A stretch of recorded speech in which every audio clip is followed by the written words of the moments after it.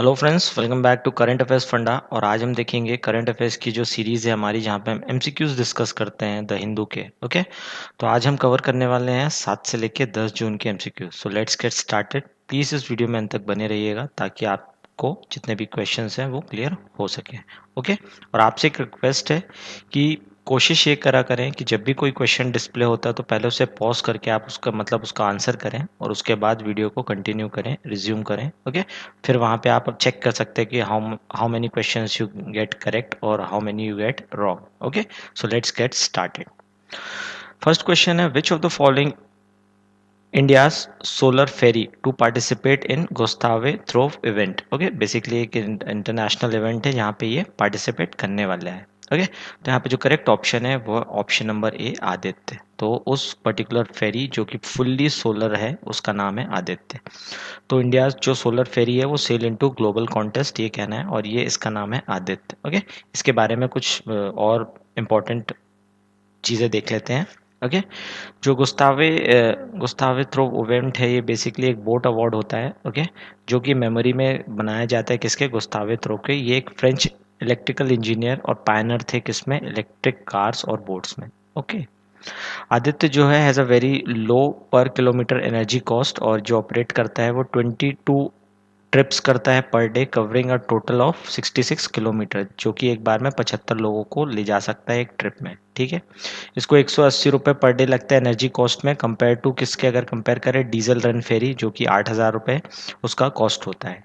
Okay friends, और आदित्य जो है वो ऑपरेट कर रहा है कहाँ से कहाँ, वैकोम से लेके तमना कद्दू इन केरला। ओके, और ये लॉन्च हुआ था कब, 2016 में, और उसने अपनी सर्विसेज स्टार्ट करी थी 2017 से। और ये इंडिया का पहला फर्स्ट सोलर पावर्ड फेरी है और जो लार्जेस्ट सोलर पावर बोट है भारत का। और जो इसका ओनर है, ओनर इन द सेंस जो इस पर्टिकुलर को ऑपरेट कर रहा है, वो है Kerala state water transport department, और इसको बिल्ड किया है नवेल सोलर और इलेक्ट्रिक बोट्स कोची ने। ये इसके कुछ डिफरेंट फैक्ट्स एंड फिगर्स थे जो कि एग्जामिनेशन पॉइंट ऑफ व्यू से इंपॉर्टेंट है। सो फ्रेंड्स, आप सारे वीडियोस आई बटन पे क्लिक करके देख सकते हैं regarding this particular series. Next question है, recently seen in news Vansadhara. Okay, Vansadhara river dispute ये किस स्टेट के बीच में है, या between which two states. Okay, तो यहाँ पे जो करेक्ट ऑप्शन है वो है option number B, Andhra Pradesh और उड़ीसा। तो कॉन्टेक्स्ट देख लेते हैं। हाल ही में जो आंध्र प्रदेश के चीफ मिनिस्टर हैं वाई एस जगन मोहन रेड्डी, उन्होंने कहा है कि हम इस पर्टिकुलर जो डिस्प्यूट है जो काफ़ी समय से चला आ रहा है, ठीक है, और regarding the differences between the two state will resolve soon. ठीक है, और वो इसके बारे में बात करना स्टार्ट कर देंगे, क्योंकि यहाँ इस पर्टिकुलर रिवर पे जो मतलब डिफरेंट डिफरेंट प्रोजेक्ट्स या कैनाल्स बनाने की बात कही जा रही थी वो लंबे समय से होल्ड पे है, तो इसको ये रिज्यूम करने वाले हैं। बेसिकली यहाँ पे जो करेक्ट ऑप्शन है वो option number B, Andhra Pradesh और उड़ीसा। नेक्स्ट क्वेश्चन है, which type of recession is faced by India amid कोविड-19। तो आने वाले समय में किस टाइप का रिसेशन इंडिया फेस कर सकता है। ओके, तो यहाँ पे आपको थोड़ा इकोनॉमिक टर्म्स पे है, तो यहाँ पे आपको समझना पड़ेगा कि डिमांड साइड है या सप्लाई साइड है। तो बेसिकली देखा जाए तो रिसेशन दोनों टाइप का हो सकता है, बट ड्यू टू कोविड पूछ रहा है तो यहाँ पे करेक्ट ऑप्शन होना चाहिए ऑप्शन नंबर ए, डिमांड साइड। ओके फ्रेंड्स, तो इसका कॉन्टेक्स्ट देख लेते हैं, India facing demand side recession. अब डिमांड साइड रिसेशन की अगर बात करें तो थोड़ा सा यहाँ समझ लेते हैं कि डिमांड साइड रिसेशन क्यों है, क्योंकि डिमांड जो है वो ड्रास्टिकली फॉल हुई है जस्ट बिकॉज कोविड। अब कोविड की वजह से इसलिए हुई है कि कोविड की वजह से जो लॉकडाउन हुआ और जिसके कारण लोग अपने घर में ही रुके और जॉब्स पे नहीं गए, तो जो उनकी अर्निंग्स है वो हैम्पर करी, और ड्यू टू दैट जो डिमांड थी, जो मतलब लोगों के हाथ में डिस्पोजेबल इनकम थी वो नहीं थी, तो उसके कारण जो डिमांड है वो ड्रास्टिकली फॉल हुई। अब अगर डिमांड ड्रास्टिकली फॉल्ट होगी तो सप्लाई चेन भी उसका कोहेसिव इफेक्ट दिखाएगा उस पर्टिकुलर सेंस में, या रेसिप्रोकेट करेगा उस पर्टिकुलर थीम पे। ओके, बट जो हायर अगर रिसेशन देखे तो which side it is leading, it is leading towards demand side. तो डिमांड क्योंकि लो थी, क्योंकि जस्ट बिकॉज की लोग अंदर थे, just because of this pandemic उनकी अर्निंग्स हैम्पर हुई, और due to low disposable income this demand side जो रिसेशन है वो देखा गया और आने वाले समय में भी देखा जाएगा। नेक्स्ट क्वेश्चन है how gross value added service is calculated. जो ग्रॉस वैल्यू एडेड होता है, ठीक है, जीवीए जिसे इकोनॉमी में मतलब ट्रीट करते हैं, एक बहुत अच्छा फैक्टर होता है। आने वाले समय में क्या होता है कि पहले जीडीपी को काउंट किया जाता था, GDP as a final product को देखा जाता था। अगर मान लीजिए कोई पर्टिकुलर प्रोडक्ट है ए, तो इसके फाइनल जो प्रोडक्ट में कॉस्ट होगा वो देखा जाएगा। बट इन डिफरेंट टाइम्स और आने वाले रिसेंट टाइम्स में अब ये बोला जा रहा है कि जीवीए को भी देखा जाएगा आने वाले समय में जीडीपी काउंट करने के लिए किसी पर्टिकुलर नेशन की। ओके, तो यहाँ पे जो करेक्ट ऑप्शन है वो है option number B, output cost minus intermediate cost. अब यहाँ पे कॉन्टेक्स्ट देख लेते हैं कि जो ग्रॉस वैल्यू एडेड नंबर्स को ऐड करने की बात कही जा रही है इकोनॉमी में, तो ये जो इंटरमीडिएट कॉस्ट होता है वो कौन सा कॉस्ट होता है। मान लीजिए कोई इनिशियली प्रोडक्ट है ए, इसको बनाने में डिफरेंट डिफरेंट रॉ मटेरियल्स लगे या डिफरेंट इनपुट्स लगे, ठीक है, बट जो इसका इमीडिएट कॉस्ट होता है, सॉरी इमीडिएट नहीं, इंटरमीडिएट कॉस्ट होता है, जो बीच का खर्चा होता है, ठीक है, मान लीजिए ये पर्टिकुलर पॉइंट ए और ये बी, और ये जहाँ पे ये जो बी पॉइंट है यहाँ पे ये समझ लिए फैक्ट्री का गेट है, यहाँ से प्रोडक्ट निकल गया, तो ये फाइनल आउटपुट होगा। बट इसके बीच में इस पर्टिकुलर प्रोडक्ट को डेवलप करने वाले खर्चे को ही बोला जाता है इंटरमीडिएट कॉस्ट। चाहे वो उसकी मतलब फिनिशिंग में हो या फिर उसकी मार्केटिंग में हो, ब्रांडिंग में हो, ठीक है, डिफरेंट डिफरेंट स्टेजेस पे अगर जो कॉस्टिंग लग रही है उस पर्टिकुलर कॉस्ट को कहा जाता है ग्रॉस वैल्यू एडेड कॉस्ट। ठीक है, तो उसमें क्या क्या वैल्यू ऐड की गई है उसको मतलब पूरा मॉनिटर करने की बात यहाँ पे कही जाती है। तो यहाँ पे जो करेक्ट ऑप्शन है वो option number B, output cost minus intermediate cost. Next question है which of the following best explains the terminology epidemic. ठीक है, जैसा कि अभी कोविड चल रहा है, तो कोविड में डिफरेंट डिफरेंट जो टर्मिनोलॉजीज है उसको आप काउंटर करते हैं अपनी डेली लाइफ में, चाहे वो एपिडेमिक हो, पैंडेमिक हो, ओके, या फिर आउटब्रेक हो। ठीक है, तो यहाँ पे बोला जा रहा है, पूछा जा रहा है आपसे कि बेसिकली एपिडेमिक को कौन बेस्ट एक्सप्लेन कर सकता है। तो यहाँ पे करेक्ट ऑप्शन है option number A, when the incidence of a disease, किसी भी डिजीज का इंसिडेंट राइज करता है अबव द एक्सपेक्टेड लेवल। अगर मान लीजिए एक्सपेक्टेड लेवल 100 है और उससे राइज कर गया, मान लीजिए 1000 हो गया, ठीक है, इन अ पर्टिकुलर कम्युनिटी है, और आप किसी प्लेस को कह सकते हैं, एक पर्टिकुलर एरिया को, ठीक है, और अ जोग्राफिकल एरिया, उसको कहा जाता है एंडेमिक। ओके, बट अगर वो फैलता जाता है और डिफरेंट कॉन्टिनेंट्स या कंट्रीज में हो जाता है तो उसे कहा जाता है पेंडेमिक। तो यहाँ पे एंडेमिक की बात कही जा रही है, तो करेक्ट ऑप्शन है ए। अगर पेंडेमिक के बारे में बोलेगा तो वो होगा ऑप्शन नंबर बी। तो अब इसका कॉन्टेक्स्ट देख लेते हैं।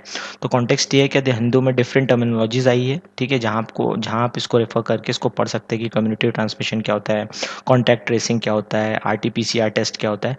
तो ये भी एग्जामिनेशन पॉइंट ऑफ व्यू से काफ़ी इंपॉर्टेंट, ये पूछा जा सकता है। नेक्स्ट क्वेश्चन है recently seen in news, sorry ये एस होगा, न्यूज, ब्लैक लाइव्स मैटर। ठीक है, ये एक प्रकार का कैंपेन चल रहा है, ठीक है, which is a mass movement in which country. तो किस कंट्री में ये हो रहा है ये पूछा जा रहा है। इसका करेक्ट ऑप्शन है ऑप्शन नंबर सी, यूएसए। ये यूएसए में हो रहा है। ये एक हैशटैग जो मूवमेंट था, अब ये बिल्कुल बहुत बड़ा मूवमेंट बन गया into a right movement, just because कि वहाँ पे एक मतलब एक व्यक्ति की डेथ हो गई है इन पुलिस कस्टडी, और तब से ये बोला जा रहा है कि फिर से यूएस में जो रेसिज्म वाला फैक्टर है, ठीक है, जो ब्लैक्स होते हैं उन्हें टारगेट किया जाता है यूएस में, तो वो सामने निकल के आया है। उसके खिलाफ काफ़ी प्रोटेस्ट हो रहा है, वहाँ की पुलिस के खिलाफ या फिर वहाँ की गवर्नमेंट के खिलाफ भी काफ़ी प्रोटेस्ट देखने आया है।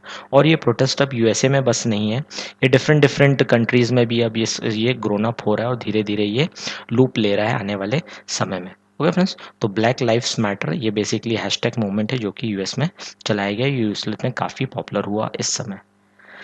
नेक्स्ट क्वेश्चन है which of the following state plans mega educational complexes for tribal students. तो ट्राइबल स्टूडेंट्स के लिए कौन सा ऐसा स्टेट है जो मेगा कॉम्प्लेक्स बनाएगा। तो यहाँ पे जो करेक्ट ऑप्शन है वो ऑप्शन नंबर है उड़ीसा।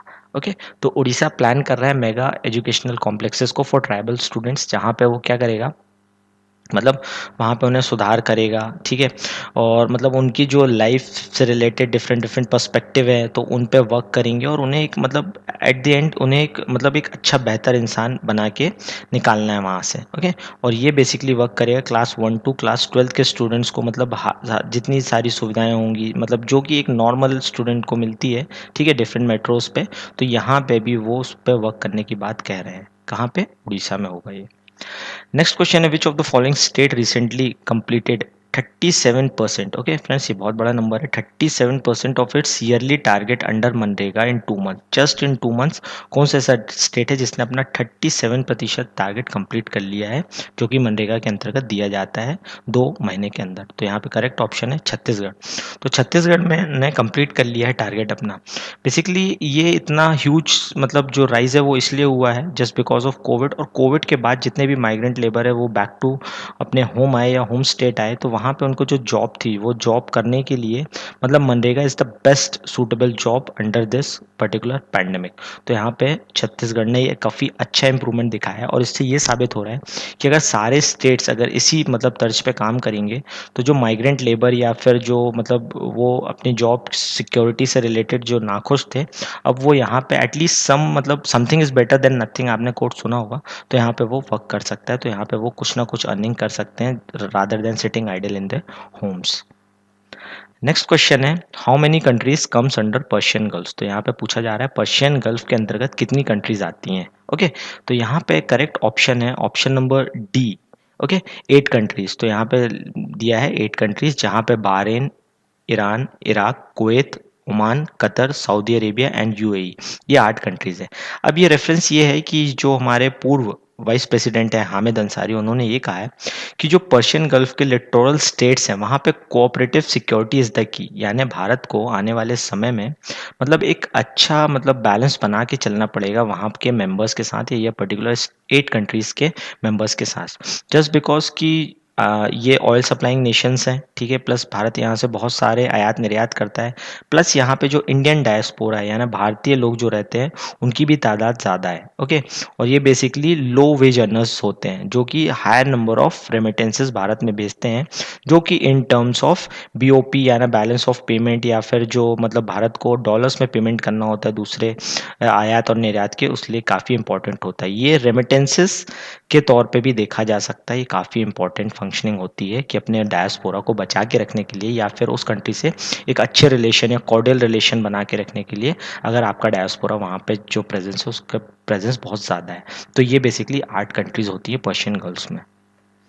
नेक्स्ट क्वेश्चन है, which of the following nations will और would receive China's assistance to counter कोविड-19? तो आने वाले समय में कौन सा ऐसा देश है जो कि चाइना का असिस्टेंट या उनकी हेल्प लेगा, ठीक है, फॉर काउंटरिंग कोविड-19? तो यहाँ पे करेक्ट ऑप्शन है ऑप्शन नंबर ए, नेपाल।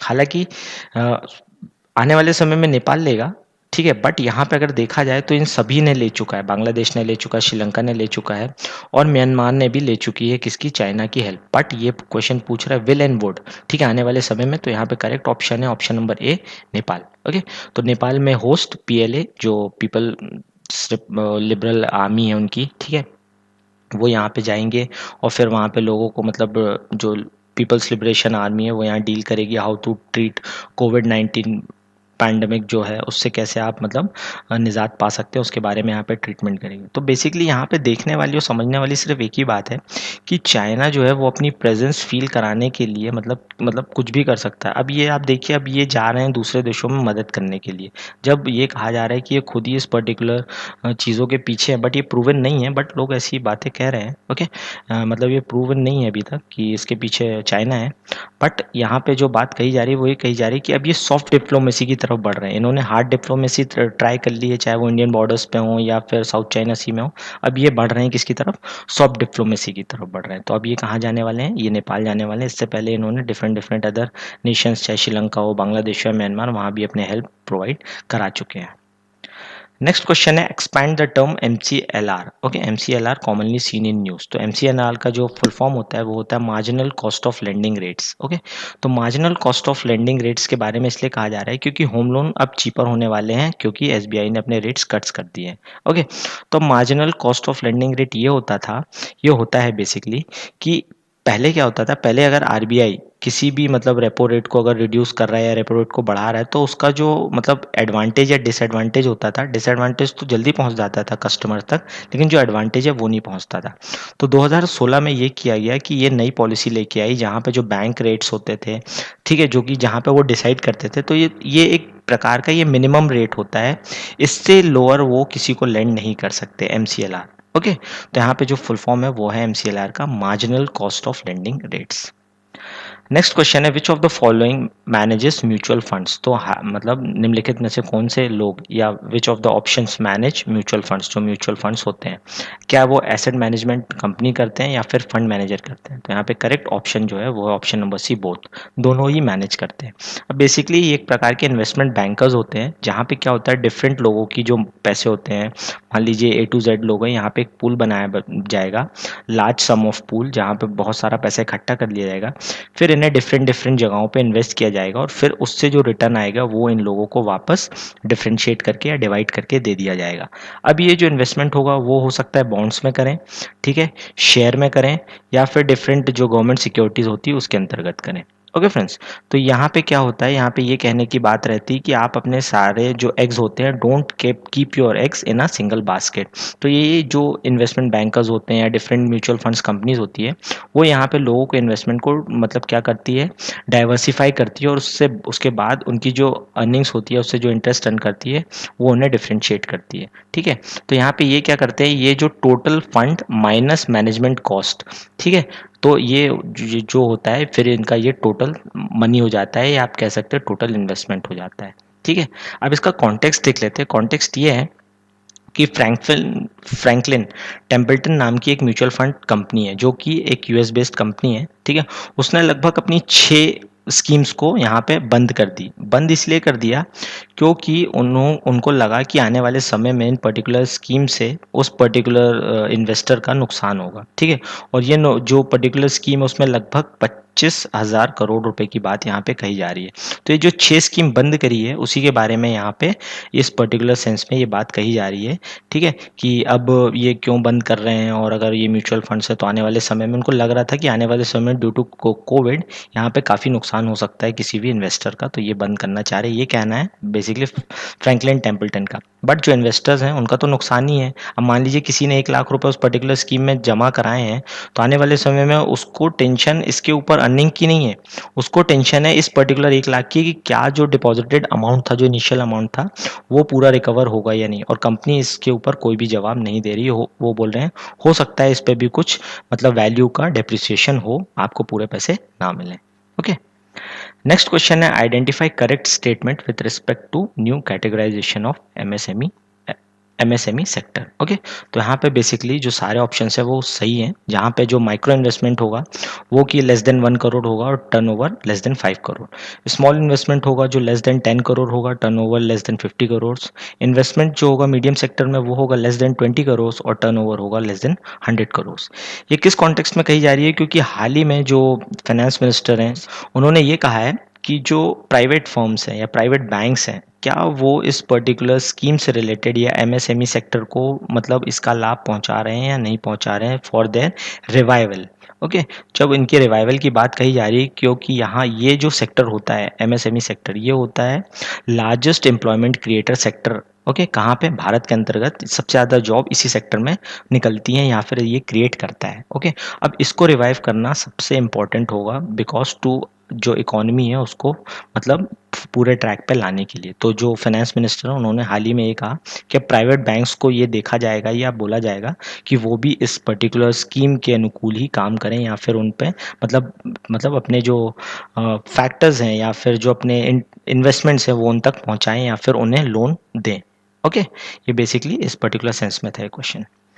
नेक्स्ट क्वेश्चन है which of the following place DICC world cup will be held. DICC का फुल फॉर्म है डेफ इंटरनेशनल क्रिकेट काउंसिल, जो कि मतलब जो सुनने में असमर्थ लोग होते हैं उनका ये क्रिकेट वर्ल्ड कप है। ठीक है, कहाँ हेल्ड होने वाला है, ये होने वाला है UAE में। ओके, तो अब देख लेते हैं जो इंडियन डेफ क्रिकेट की टीम है वो पार्टिसिपेट करने वाली है इस particular one day international world cup में, जो कि कहाँ होने वाला है, अक्टूबर 19 से 29 अक्टूबर UAE में होने वाला है। ये आपसे पूछा गया इस क्वेश्चन में, तो यहाँ पे करेक्ट ऑप्शन है option number A. Next question है which of the following private universities is in top 1000 global institute list. तो हाल ही में एक लिस्ट आई है, ठीक है, जहाँ पे जो वर्ल्ड की ग्लोबल यूनिवर्सिटीज़ होती हैं वहाँ पे किस private university, Indian private university को नंबर 1 बताया गया। अगर वो भारत के तौर पे देखें तो वो केवल एक ही यूनिवर्सिटी है जो उस रैंकिंग में शामिल हुई है। ओके, तो उसका नाम है OP Jindal global university. Okay, तो इसका जो कॉन्टेक्स्ट है वो ये है कि जो टॉप आईआईटीज़ हैं plus Indian institute of sciences हैं उनमें मतलब स्लिप हुआ है, जो रैंकिंग उसमें थोड़ा सा डिप आया है। बट अगर आप देखें कि बिट्स पिलानी हो या वेल्लोर इंस्टीट्यूट हो, ये भी अच्छे अच्छे इंस्टीट्यूट है, प्राइवेट इंस्टीट्यूट्स हैं देश के, बट इन्हें भी बीट करते हुए जो ओपी जिंदल ग्लोबल यूनिवर्सिटी उसने मतलब अपनी एंट्री फील कराई है और वो 600 से 700 के बैंड की रैंकिंग के बीच में है। तो भारत के अंदर अगर प्राइवेट यूनिवर्सिटी में नंबर 1 देखा जाए तो ओपी जिंदल ग्लोबल यूनिवर्सिटी का नाम है। ओके, नेक्स्ट क्वेश्चन है who has recently honoured with order of Australia. तो ऑर्डर ऑफ ऑस्ट्रेलिया एक प्रकार का जो ऑनर होता है, उसे किससे नवाजा गया है, ओके, किस व्यक्ति को नवाजा गया है। तो यहाँ पे जो करेक्ट ऑप्शन है वो option number B, Michael Clark.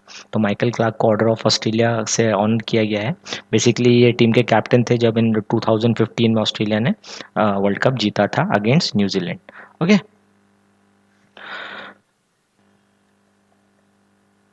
Next question है recently which of the following ITI, ठीक है, हाल ही में किस आईटीआई ने डेवलप किया है शू सोल सैनिटाइजर। तो शू सोल सैनिटाइजर डेवलप करने वाला जो एक पर्टिकुलरली बहुत ही अच्छा इनोवेटिव मेथड है, ये डेवलप किया है आईटीआई बहरमपुर ने।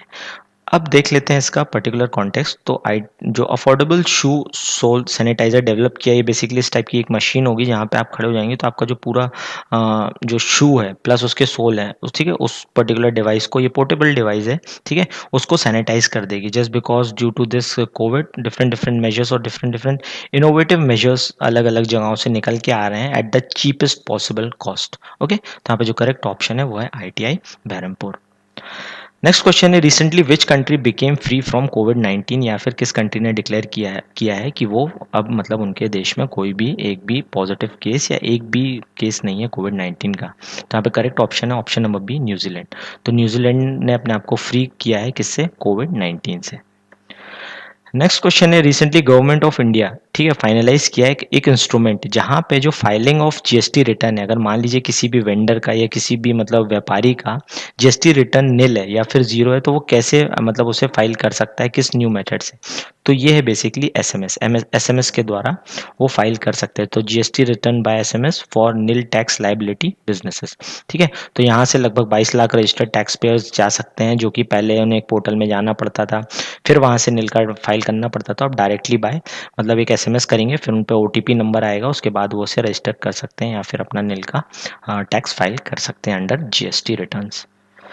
नेक्स्ट क्वेश्चन है recently world bank estimated further contraction of Indian economy to how much percent, ठीक है, यहाँ पे बोला जा रहा है। यहाँ पे करेक्ट ऑप्शन है ऑप्शन नंबर ए, 3.2% का कॉन्ट्रैक्शन बोला गया है किसके द्वारा, वर्ल्ड बैंक के, in the financial year 2021 according to World Bank, ठीक है। बट यहाँ पे जो फोरकास्ट किया जा रहा है, जो ग्रोथ फोरकास्ट की जा रही है, वो की जा रही है आने वाले जो फाइनेंशियल ईयर है 21-22 के लिए, वो की जा रही है 3.1% की, ठीक है।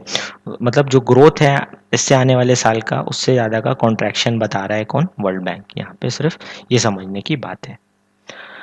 तो फ्रेंड्स ये थे हमारे क्वेश्चंस, ठीक है।